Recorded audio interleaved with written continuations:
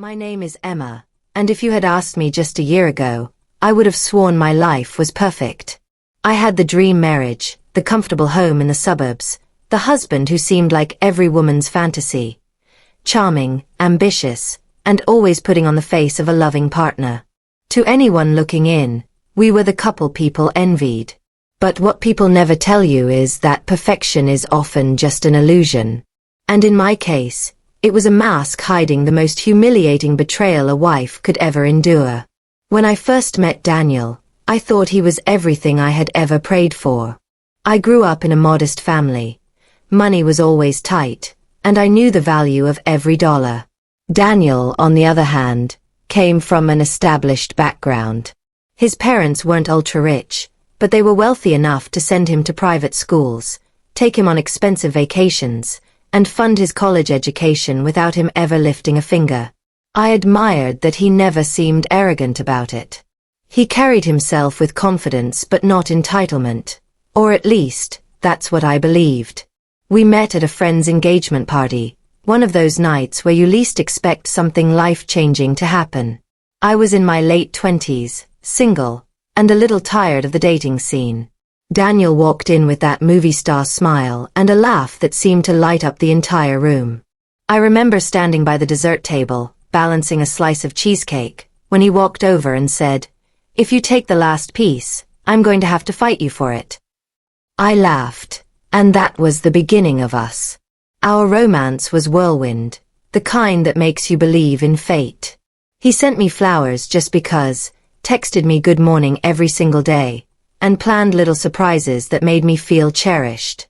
He wasn't just attentive, he was consistent, and that's what made me fall for him.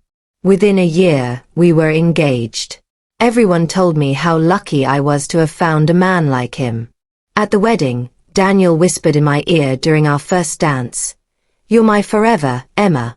Nothing will ever change that." I believed him. God, I was such a fool. The first few years of our marriage were exactly what I dreamed of. We bought a house with a white picket fence, the kind you see on postcards. We talked about kids, though we decided to wait until our careers were a bit more stable. I worked in marketing, and Daniel was in finance. He was smart, ambitious, and always seemed to be climbing higher on the corporate ladder. We lived comfortably, not extravagantly, but enough to take vacations once a year and enjoy little luxuries. But as the years went on, I noticed small changes. Daniel started coming home later, often claiming he was stuck in meetings. He became more secretive with his phone, taking calls in the other room, sometimes even stepping outside. When I asked about it, he'd brush it off. "Work is just stressful right now, Emma. You don't need to worry." I wanted to believe him. Marriage is built on trust, and I told myself not to become the paranoid wife. I reminded myself that Daniel had never given me a reason to doubt him. But deep down, something gnawed at me. The real crack started showing about a year before everything fell apart. Daniel became distant, not in an obvious way, but in those subtle, quiet moments that only a wife notices. He stopped holding my hand when we walked together. His compliments grew less frequent. Our intimacy felt mechanical, like he was fulfilling an obligation rather than sharing love. I'd wake up in the middle of the night to find him sitting in the living room, scrolling through his phone with this faraway look on his face. When I asked what he was doing, he'd smile tiredly and say, "Just clearing my head." I wanted so badly to believe that it was just stress, that maybe his job was weighing on him, or maybe he was going through some midlife confusion. But then came the moment that changed everything. It started with the divorce papers. Yes, you heard me right. My husband blindsided me with divorce papers. I remember the exact moment. An ordinary Tuesday morning, I was sipping coffee at the kitchen table when he walked in, placed a manila envelope in front of me, and said, "Emma, I think we need to talk." My heart sank before I even opened it. My hands trembled as I pulled out the documents, my eyes scanning the words, "Petition for Dissolution of Marriage." "What is this?" I whispered, my voice cracking. Daniel sat down across from me, his expression unreadable. I think we're not happy anymore. We've grown apart. I don't want us to keep pretending. Pretending. I repeated, stunned. Daniel, we're married. We made vows. You can't just. He cut me off. I'm sorry, Emma. I can't do this anymore. Tears blurred my vision as I stared at him, searching for some hint of the man I married. But all I saw was cold detachment. It was like he had already checked out of our marriage long ago. At that moment, I thought the worst thing that had ever happened to me was being abandoned. But I was wrong. The worst was yet to come. Because what I didn't know then, what I would soon discover, was that Daniel wasn't divorcing me because of irreconcilable differences. He was divorcing me because of a secret he had been hiding for years. A secret that would not only shatter my heart, but make me question every moment of the life we had shared. And the most shocking part? That secret had a name. A child. But I'll get to that soon enough. For now, just know this. My husband's betrayal didn't end with divorce papers. It was only the beginning of a nightmare I never saw coming. And when I uncovered the truth, I didn't just sit back and accept it. No, I plotted. I planned. And I made sure Daniel and his little fantasy life came crumbling down around him. Because sometimes, when a woman has nothing left to lose, that's when she becomes the most dangerous. After the shock of those divorce papers, I spent days in a haze. I couldn't eat, couldn't sleep, couldn't even bring myself to go to work. My friends kept calling, asking if I was okay, but I ignored most of them. How do you even begin to explain something like this? One night, about a week after Daniel handed me the papers, I found myself sitting alone in our bedroom. His side of the closet was nearly empty. He had already moved into a condo downtown to give us space. I sat there staring at the neatly folded shirts he'd left behind, as if they were ghosts mocking me. I kept replaying his words over and over. We've grown apart. We can't keep pretending. But no matter how much I tried, it didn't add up. You don't just wake up one day and decide to end a marriage unless there's something, or someone, else involved. My gut screamed at me.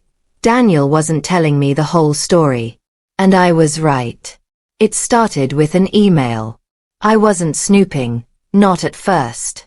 I was trying to log into our joint bank account to check bills, but his email popped up on the autofill. Out of habit, I clicked. His password. Still the same one he'd used for years. His college football number. Pathetic. I wish I could tell you I hesitated.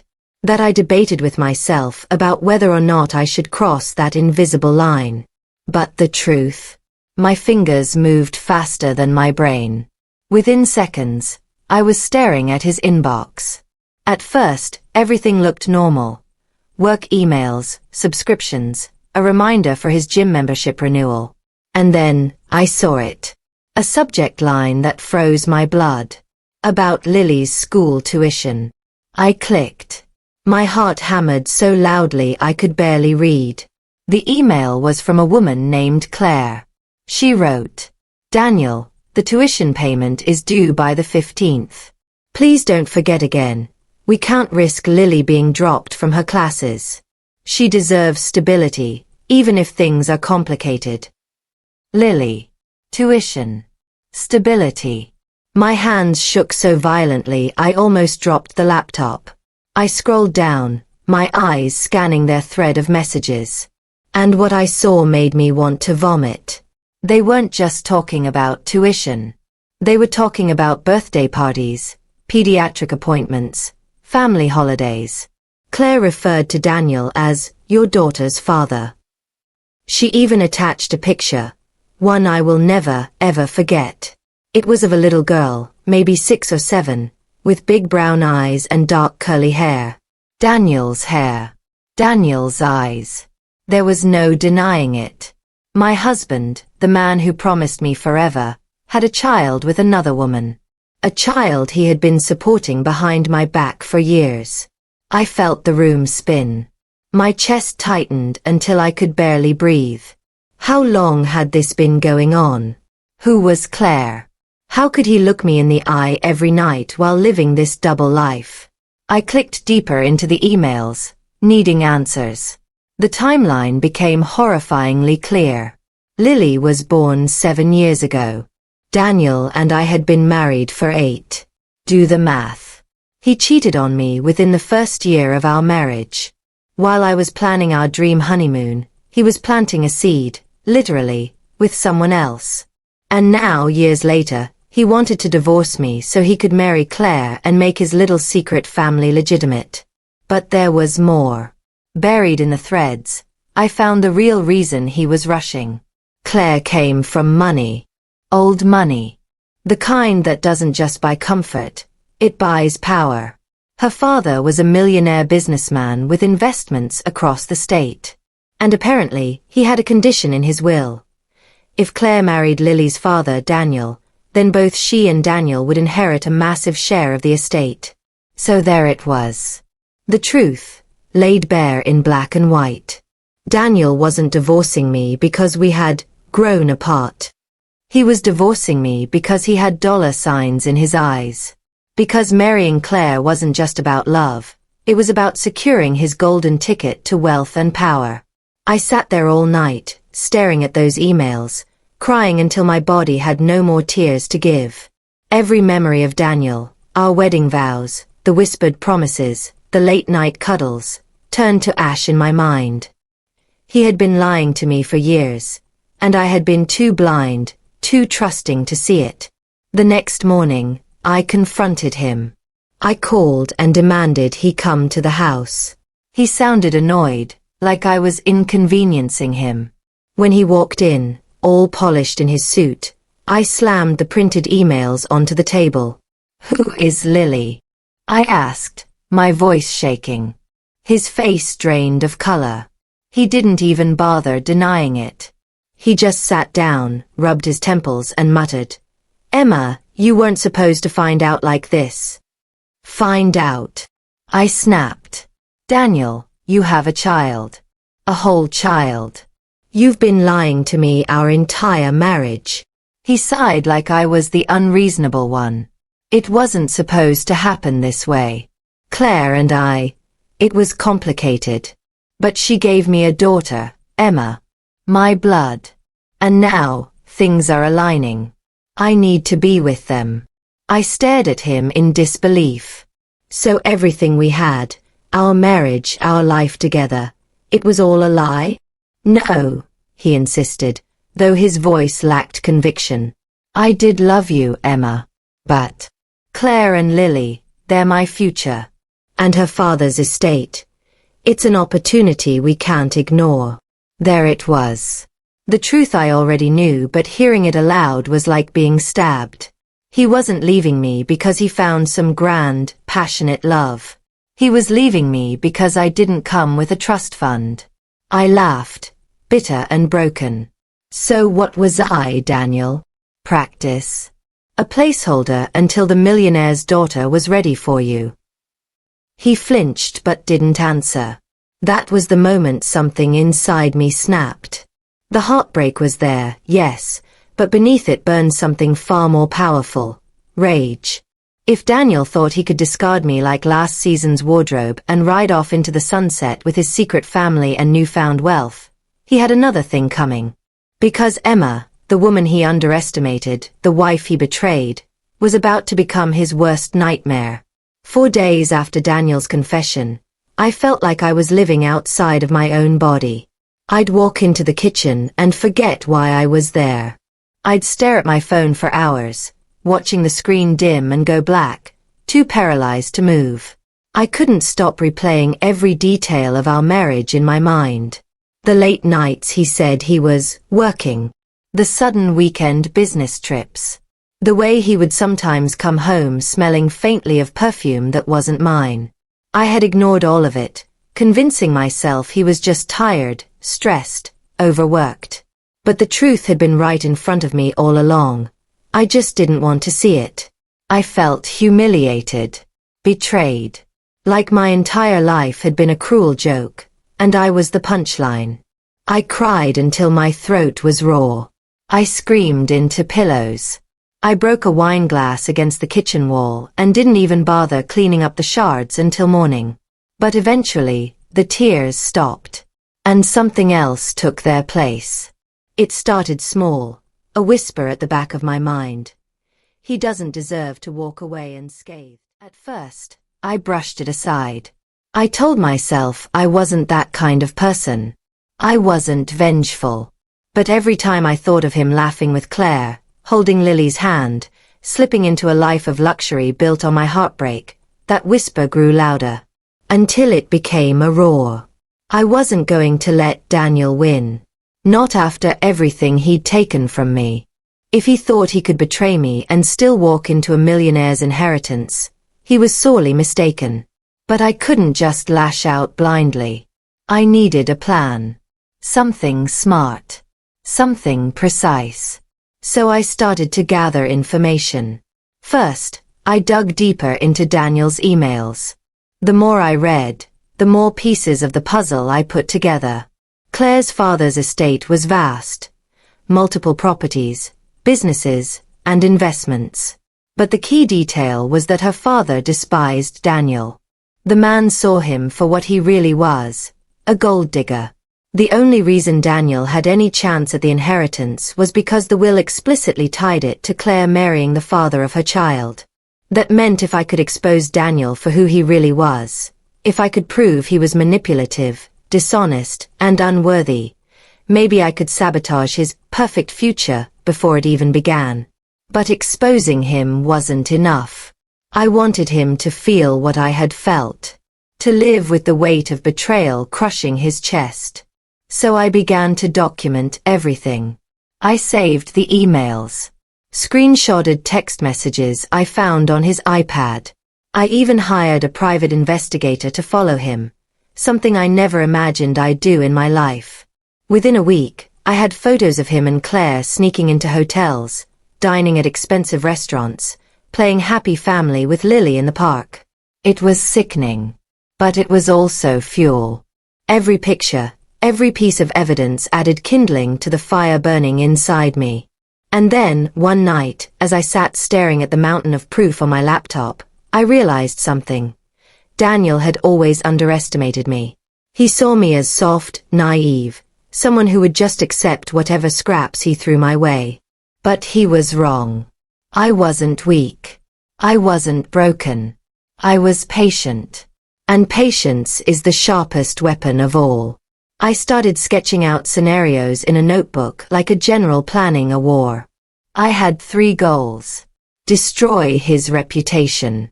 Daniel thrived on appearing successful, charming, and trustworthy. If I could strip that away, he'd crumble. Cut off his path to wealth. Without Claire's inheritance, Daniel would be nothing but an aging man with a mediocre career and too many bills. Make him feel alone. Just as he had left me to drown in my loneliness, I wanted him to know what it was like to have no one to lean on. But the best revenge, I realized, wasn't just about hurting him. It was about reclaiming myself. Showing him that the woman he discarded was far stronger than he ever imagined. So I played the part. I let Daniel think I was broken, defeated. When he came to the house to collect the rest of his things, I smiled weakly, nodded, and told him, "I just want this to be over." He looked almost relieved, like he believed I'd given up. Good. Let him think that. The quieter I seemed, the less he'd see me coming. Inside, though, I was sharpening my knives. The first strike would be subtle. I began reaching out to mutual friends, dropping hints about Daniel's other life. I never outright accused him, just planted seeds of doubt. "Did you know he's been really busy with family stuff?" I'd say with a sad little sigh. People talk. Gossip spreads. And soon, I knew the whispers would make their way back to him. Next, I prepared my arsenal for something bigger, a public exposure. Claire's family held frequent charity galas and fundraisers. always covered in the society pages. If I could get the right evidence into the right hands at the right time, Daniel's pristine image would shatter overnight. I pictured it vividly. Daniel standing there in his expensive suit, smiling for the cameras, when suddenly the truth of his lies and betrayals splashed across the headlines. But I wasn't done. Because while the public scandal would ruin his reputation, I wanted to target his finances too. Through our marriage, I had access to more of his records than he realized. Accounts he thought I never noticed. Investments he assumed I didn't understand. What he didn't know was that I had quietly taken copies of everything. Daniel was balancing on a financial tightrope, and all it would take was one push, a few strategic leaks, a few well-placed phone calls, to send him plummeting. And I was ready to be the one to push. The more I planned, the calmer I became. It was like I'd been drowning in chaos, and now, for the first time in weeks, I felt in control. Daniel thought he had written me out of the story of his life. But what he didn't know was that I was about to become the plot twist he never saw coming. When I say I planned every move like a chess player 3 steps ahead, I don't say it lightly. Revenge isn't fireworks and furious declarations in the driveway. It's a cold, deliberate erosion of everything your opponent relies on. By the time I was ready to act, I had a folder thicker than my wedding album. Emails, receipts, photos, notarized notes, and testimony from a private investigator who'd grown used to watching Daniel's double life unfold in grainy JPEGs. This is how I took him down. The first thing I did was protect myself, because nothing about reclaiming your life should start with you on the ropes. I moved funds into a new account in my name and set up a meeting with a family attorney who had a reputation for quietly, ruthlessly protecting women who'd been blindsided. Isabel wasn't flashy, she was efficient, the kind of lawyer who kept an unreadable face and made the other side wonder what was hiding behind it. She told me the obvious things I already suspected. Keep evidence intact, don't publicly vent anything that could be twisted, and prepare for a PR battle. Isabel also reminded me of a central truth. Institutions hate ambiguity. If you can present a plausible, corroborated story to the right people, banks, trust officers, boards, those institutions will often act to preserve their reputation. That's how I started. Step 1. Financial containment. Daniel thought money made him invincible. He was wrong. I used the joint statements I had quietly copied over the months to identify a few shadow transfers he'd made. Small amounts wired to accounts I didn't recognize. Monthly payments he'd labeled as maintenance that matched vacations he'd never told me about. I took those records to our bank, not as an angry ex-wife, but as a concerned account holder. I asked, calmly, to have an internal audit performed on any suspicious transfers associated with our accounts. The bank obliged. They don't like being surprised either. That internal audit led to a small, ugly landing, a flagged pattern. Routine audits lead to more questions. One query led to another, and the bank placed temporary holds on certain transfers. Daniel's breathing for a moment caught. He texted me furious questions, threats masked as bargaining. I let him think the holds were a glitch. Meanwhile, I set up a contingency fund for Lily, transferred ownership documents of the house into a trust so he couldn't liquidate it overnight, and made sure our credit lines were monitored. That was the practical part, the scaffolding that allowed me to move without panicking. I had long ago decided I would not plaster his sins all over social media. There is an ugliness to spectacle that feeds rumor and not justice. Instead, I went to the people whose judgment mattered. Claire's father's estate attorney, society trustees for the charity galas he and Claire attended, and a reporter at a local paper known for investigative pieces. I handed them a sealed packet, neat, professional, and airtight, containing the timeline, the receipts, the emails naming dates, and photographs proving Daniel's relationship with Claire and their child. I didn't plead, I presented facts. One small, elegant truth about power. When a wealthy family hears the words conflict of interest and sees receipts that back it up, they act. Claire's father had always been meticulous about his public image. He did not want the headline that his daughter had married a man whose loyalty had been questionable and whose financial irregularities might stain the family name, especially if his will's conditions were involved. In a week, invitations to the upcoming gala were being quietly rescinded. The estate's trustees started a review into any potential marital conflicts that could endanger inheritance conditions. Claire, who had been riding a wave of polished socialites, found herself in a sudden cold vacuum. I didn't need to smear her. I needed the people who enabled her to refuse to enable her. Influence is a network. Pull one key thread and the whole web trembles. With Isabel coordinating, we escalated legally. I filed for an emergency hearing to preserve marital assets pending litigation, presenting the fraud-adjacent evidence we'd uncovered. I made sure the judge had the facts. Secret accounts, transfers tied to Claire's family, and the newly discovered clause that tied large portions of Claire's father's estate to her having a child fathered by the man she married. That clause was the ugly core. It created a perverse incentive to marry not for love but for legacy. If that legacy could be shown to be the result of manipulation rather than a genuine relationship, it could be invalidated.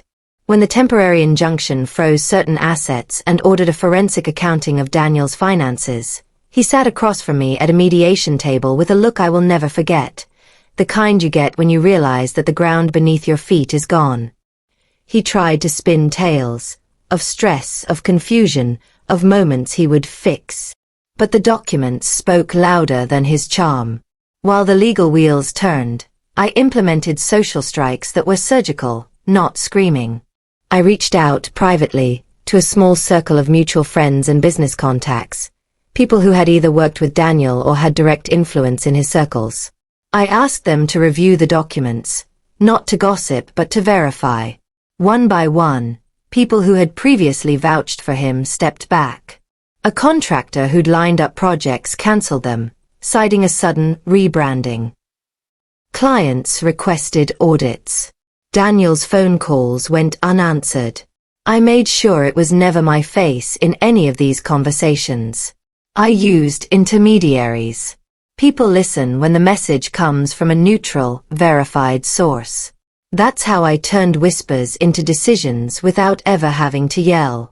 They say revenge is a slow burn, but some moments need to be personal. Not cruelly personal. Never that. But honest. There was one devastating move I made that felt almost petty to list now, but at the time it was a necessary unmasking. I contacted the school that Claire's daughter attended and, out of deep concern for the child, raised questions about guardianship and sponsorship. I wasn't trying to hurt the child. I wanted to show that any plan predicated on marriage for money inherently endangered the welfare of the very child the conspirators claimed to prioritize. The school, bound by duty to the child, initiated an inquiry into certain accounts that paid tuition. That triggered an audit of a scholarship fund that had quietly funneled money to Claire's household. That scholarship went under new scrutiny, and once the accountants added up the inconsistencies, the financial picture for Claire and Daniel looked less like stability and more like a house of cards. There is a cruelty to social isolation that topples people who thrive on public performance. Daniel's performance had been his armor. Strip it and he becomes perceptibly smaller. I didn't invite cruelty, but I did orchestrate a reality where he had to answer for choices he'd assumed would be profitable. Board members who had once toasted his name now asked for meetings. Investors requested clarifications. People who had been casual with their loyalty now hung back. Even his old college buddies, men who'd once laughed with him in bars, were suddenly cautious at gatherings. I remember one evening he came to the house unannounced, desperate-eyed, and asked, "Emma, can't we just talk privately? I can fix this." He reached toward me and I stepped back. "Fix how?" I asked. He babbled, about love and desire and mistakes.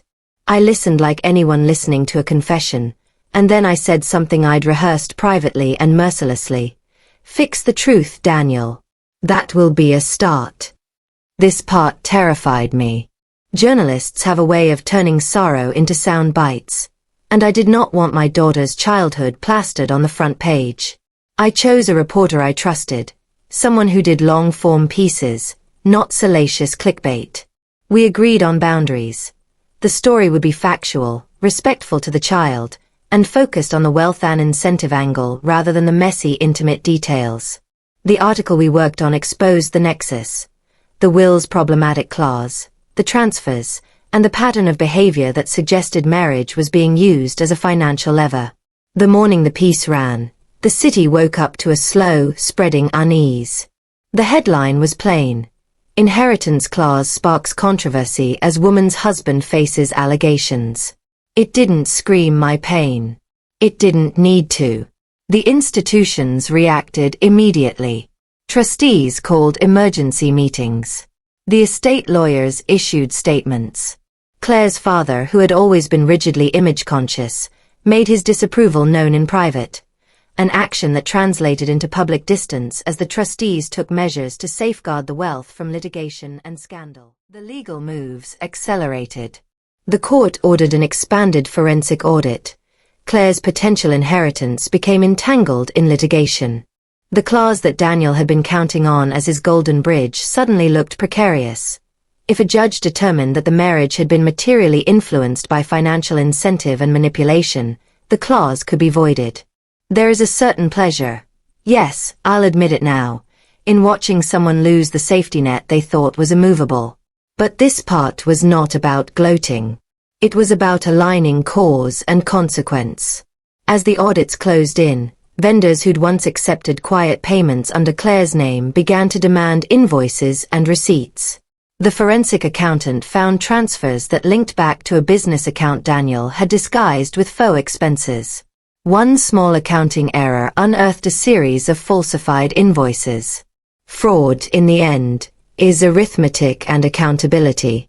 I sat through the deposition and watched as Daniel's face, once so practiced, betrayed panic. He stammered, turned red, tried to charm and then flailed. The lawyers, mine and the estate's, presented the timeline with a dispassionate thoroughness that left no room for theatrics. Claire, when called to testify, offered a rehearsed set of denials that looked brittle. The trustees, whose job was to preserve the estate for legitimate heirs, began discussing mechanisms to protect the legacy from being claimed through manipulation. In mediation, the offers came. Not because Daniel suddenly had remorse, but because the math made it necessary. The estate trustees preferred settlement that didn't tie up assets in prolonged litigation. The judge suggested she wanted to protect the child and the integrity of the will. The end result was a settlement that left Daniel with far less than he had anticipated. Limited access to funds, oversight conditions, and a public statement that, while carefully worded, made the optics clear. Claire retained custody structures that insulated the child as they should, but any advantage Daniel hoped to buy via marriage evaporated. When the dust settled, there were practical outcomes. Temporary restraining orders against certain asset transfers, a court-appointed trustee overseeing the contested portion of the estate, and a forensic accounting that recommended criminal investigation for the falsified invoices Daniel had used to mask transfers. That last part was the only thing I'd never wanted to become true, criminality, but it was a consequence of a pattern Daniel had chosen. He had used deception, and deception has a legal price. I won't pretend I enjoyed seeing him arrested for questioning. I didn't celebrate his morning in the offender processing center or the way neighbors watched him walk out of his condo with a duffel bag and nowhere to go. Those were human tragedies, and cruelty is never truly clean. But I did sleep better knowing that the path he had paved, built on secret children, concealed transfers, and a plan to manipulate an inheritance, was no longer available to him. There were surprising, smaller victories that felt deeply personal. Friends who'd been uncertain came forward, embarrassed and apologetic. A number of Daniel's clients, people who had been misled by his charm, expressed regret and supported the transparency that the forensic audit had forced. People who knew me for my quiet kindness told me privately that seeing me take control gave them courage in their own lives. My phone filled with messages from women who said my story helped them find their voice. And then there was the moment I stood in court and watched the trustee read the final recommendation. The clause in the will would be subject to a conditional review dependent on a full investigation into the intent and financial manipulations surrounding the marriage. It wasn't a theatrical victory. It was a recalibration of justice. The legal system had, in its slow way, recognized that transactions disguised as relationships can be corrected. What I did was ugly to some, necessary to me. I had weighted each move by two measures. Would it protect my daughter, and would it dismantle the mechanism that allowed Daniel to profit from deception? If the answer was yes, I put my energy there. If the answer was hurtful to people who weren't part of the scheme, I avoided it. That moral calculus kept me sane. There were losses, of course. Some friendships dissolved and never returned. The comfortable life we had built together was gone. The garden we planted together was still ours, but I found myself pulling up weeds and planting new seeds alone. That solitude was painful, but it was mine to shape. And in the quiet, in the slow work of rebuilding, legal guardianship set, financial safeguards in place, my daughter smiling in school photos, I felt something like peace. I had taken the weapon they used against me and made a barricade with it. I had taken the betrayal and turned it into a fortress that would protect my child from being an accessory to someone else's greed. They say revenge leaves an emptiness. Maybe it does. But what I found was a narrowed focus and a fierce clarity. I would not be moved by anyone who chose to use family as currency. I would not be an unwitting pawn in a scheme that turned love into a line item.